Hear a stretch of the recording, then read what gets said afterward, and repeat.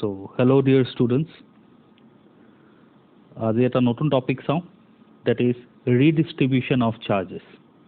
Okay, very simple, but before going to this topic, মই এটা discuss কৰিব বিচাৰিছো দুটা বস্তু যোনকিটা আমি অলৰেডি আগতে চাইছিলো. That is, first কথাটো মোৰ এটো, suppose এটো এটা sphere of radius r. Sphere of radius r. What is the capacitance of this sphere? So answer to asile capacitance is equal to what? 4 pi epsilon naught r. This is the capacitance of the sphere. Our next,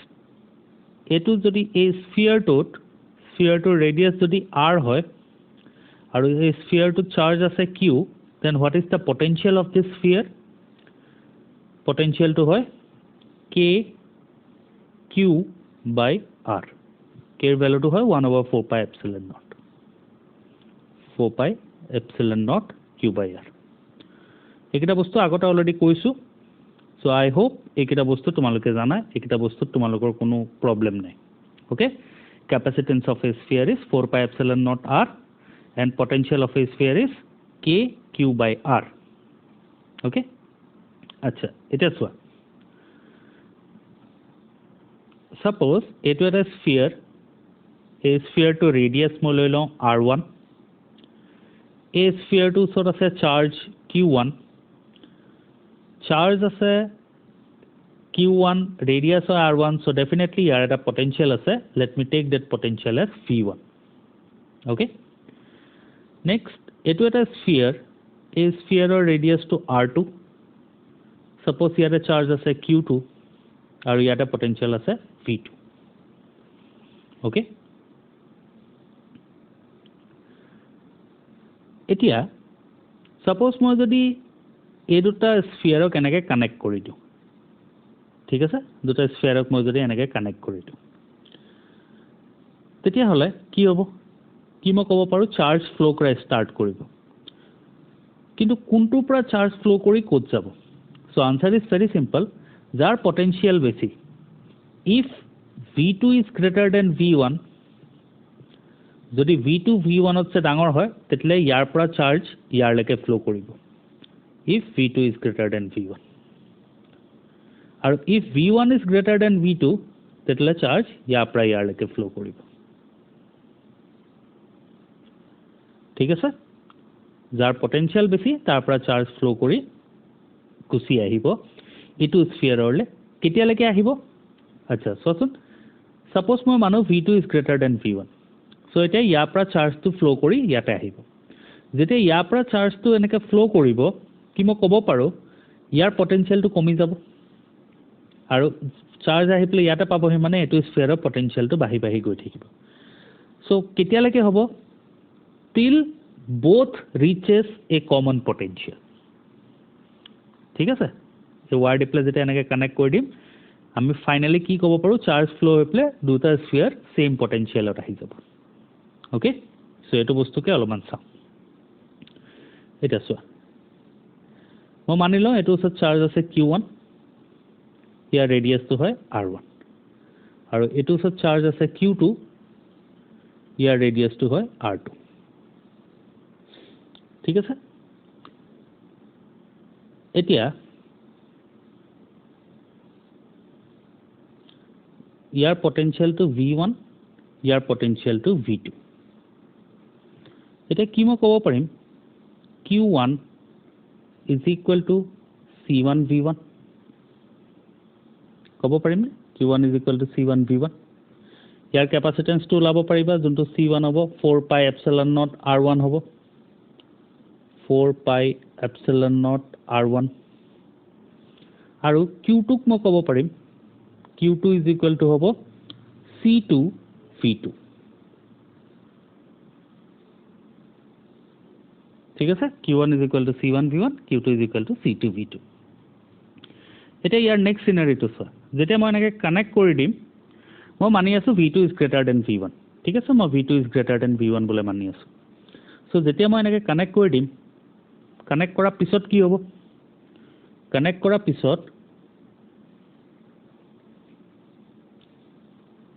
পিছত কি হ'ব, এটো V পটেনশিয়ালত আহিব এটো V পটেনশিয়ালত আহি যাব ইয়াৰ যোনটো স্ফিয়াৰটোৰ charge q2 আছিল হেতু চেঞ্জ হৈ প্লাই q2 ড্যাশ হৈ গল হেতু যোনটো q1 আছিল হেতু q1 ড্যাশ হৈ গল ঠিক আছে এটা কি মই ক'ব পাৰিম q1 dash is equal to c1 into v plus sorry not plus or similarly q2 dash is equal to c2 into v है ना q1 dash q2 dash আচ্ছা এতিয়া সোয়া ইয়াতে আগতে q1 আছিল ইয়াতে আগতে q2 আছিল এটা ওয়ার ডিপ্লে কানেক্ট কৰি দিয়া পিছত কি হল ইয়াতে q2 ড্যাশ হৈ গল ইয়াতে q1 ড্যাশ হৈ গল আচ্ছা কিন্তু কি মই এটো কথা ক'ব পাৰিম কি q1 plus q2 is equal to q1 dash plus q2 dash charge তো কি আছে কনজাৰভেশন অফ চাৰ্জ অনলি কি হৈছে ৰিডিস্ট্ৰিবিউশন হৈ গৈছে ইয়াৰ পৰা কিছুমান চাৰ্জ ইয়াতে আহি গৈছে কিন্তু টোটাল চাৰ্জ তো কনস্ট্যান্টে আছে এটো ক'ব পাৰিম সো ইয়াৰ পৰা মই ক'ব পাৰিম q1 plus q2 is equal to q1 dash plus q2 dash হয়নে মই এটো ক'ব পাৰিম ফাইনালি মই এটো ক'ব পাৰিম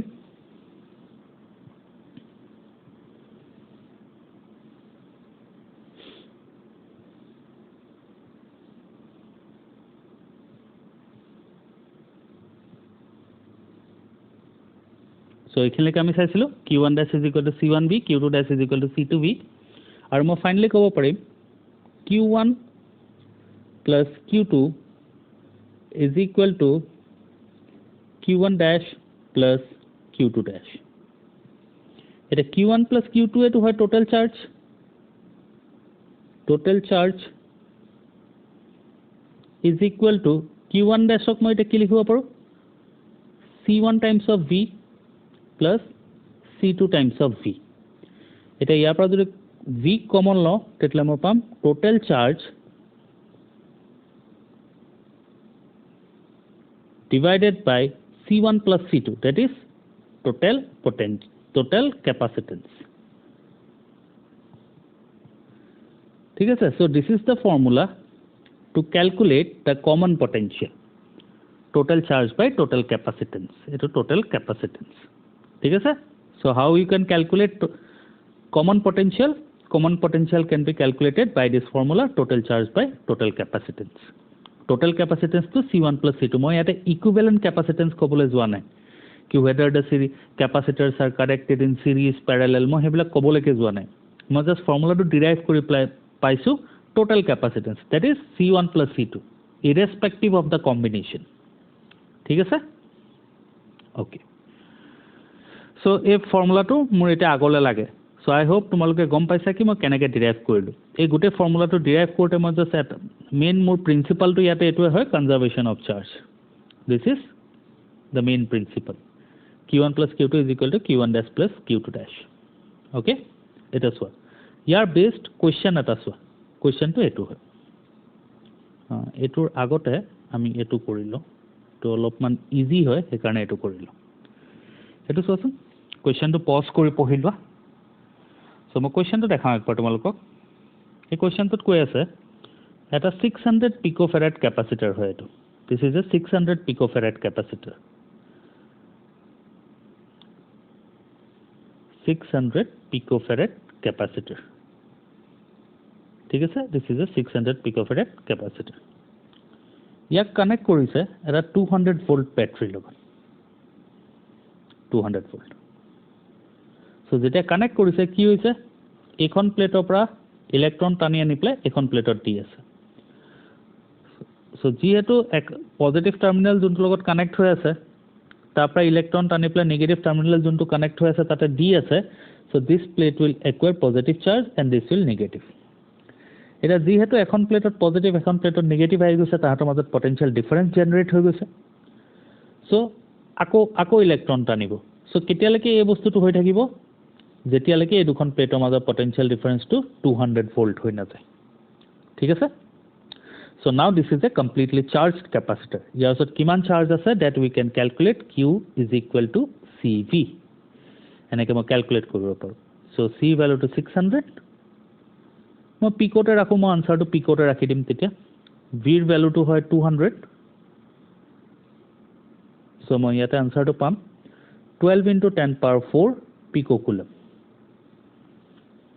ঠিক আছে what is the charge on the capacitor 12 into 10 power 4 picocoulomb ঠিক আছে এটো মই পালো ইয়াতে আচ্ছা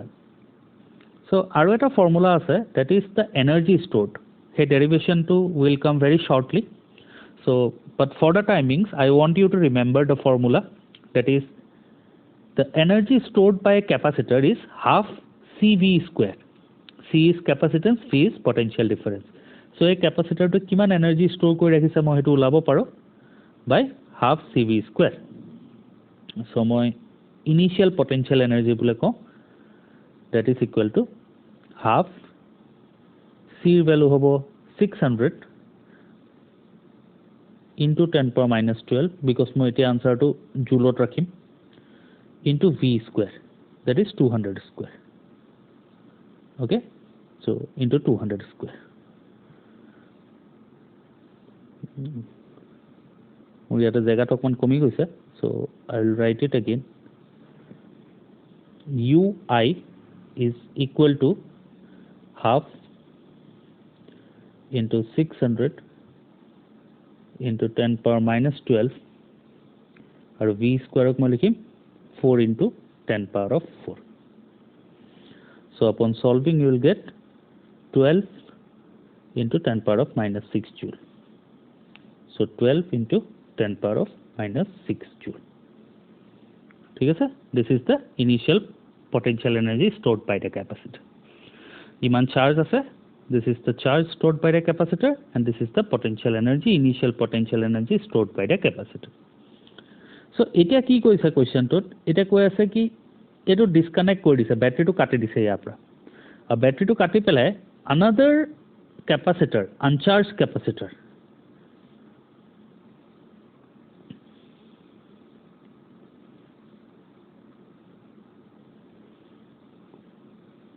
so এতিয়া এটো কাটি পেলাই কি কৰিছে সোয়া একবাৰ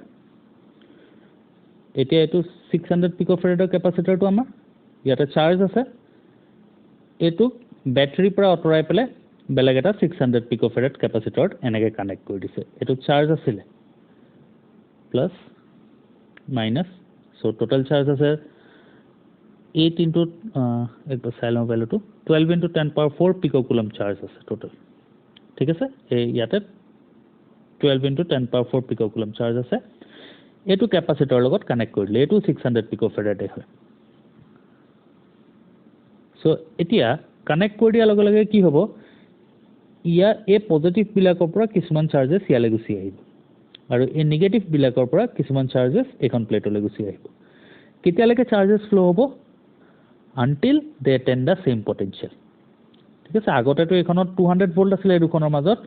এটা চাৰ্জ ফ্লো কৰাৰ লগে লগে পটেনশিয়ালটো কমি যাব সো কেতিয়ালৈকে কমিব যেতিয়ালৈকে এই দুখন প্লেট আৰু এই দুখন প্লেটৰ মাজৰ পটেনশিয়াল ডিফাৰেন্সটো সেম হৈ নাযায় that we can calculate by the formula that we have discussed above আমি কেনেকৈ ক্যালকুলেট কৰিম common potential V is equal to total charge আমি উলাই থৈছো 12 into 10 power 4 this is the total charge 12 into 10 power 4 divided by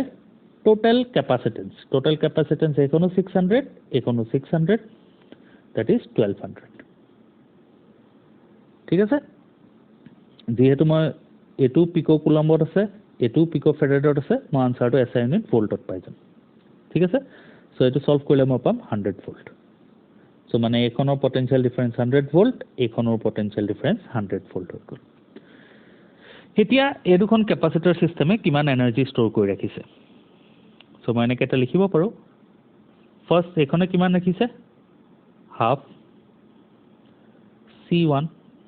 V square plus এখনেও ৰাখিছে half C2 V square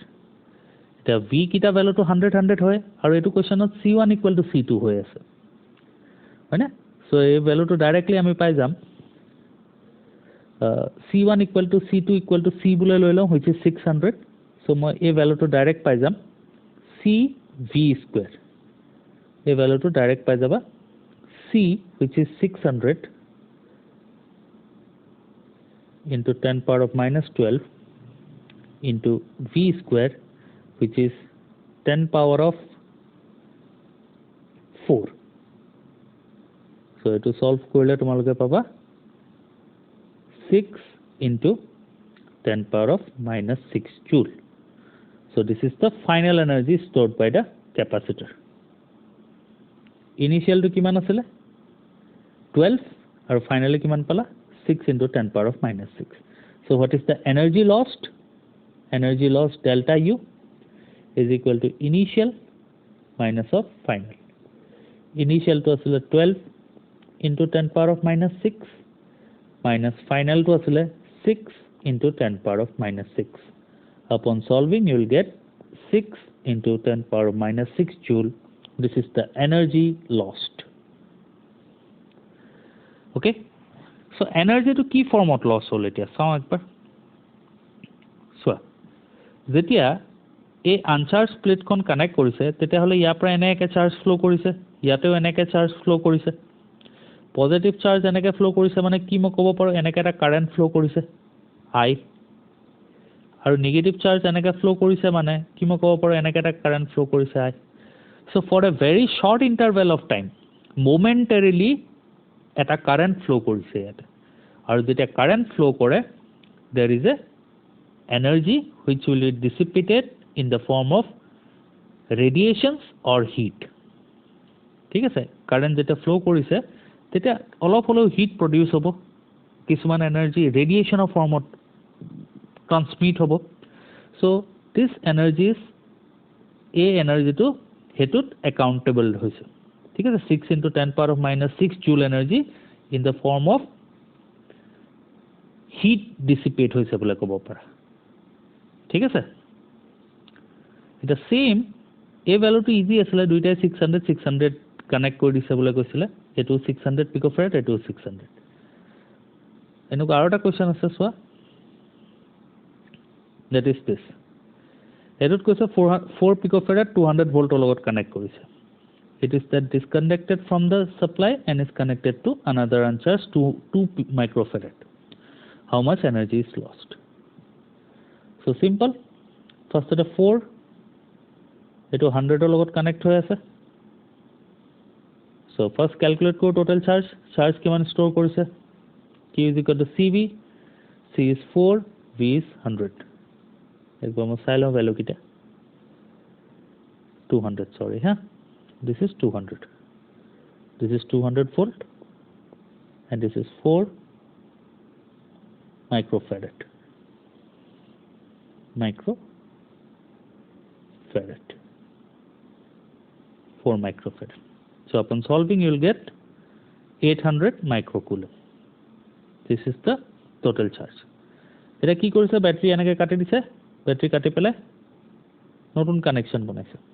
নতুন কানেকশনটো কেনেকে বনাইছে এটো 4 এর লগত এটা কানেক্ট কৰিছে that is 2 এটো 4 এটো 2 microfarad এটা both will attain a common potential so আমি হেতু ক্যালকুলেট কৰিব লাগে V equal to connect calculate kori total charge kiman asile 800 is it 800 yes 800 microcoulomb divided by total capacitance that is 4 plus 2 which is 6 so to solve korle মই পাম 400 by 3 volt 400 by 3 volt এটা বাকিখিনি same energy dissipate two লাব লাগে energy loss to ওলাব লাগে so final initial energy calculate করা final energy calculate করা loss to calculate করা you will get the result মই direct result to কৈ আছো এটো কাৰণে you will get the result as 2.67 into 10 power of minus 2 joule 10 power of minus 2 joule 2.67 into 10 power of minus 2 joule answer to paba hetu that is delta U value to delta U change in energy ঠিক আছে কেনেকৈ calculate কৰিব লাগে আগৰটো নিচিনা same ঠিক আছে so that's all for today thank you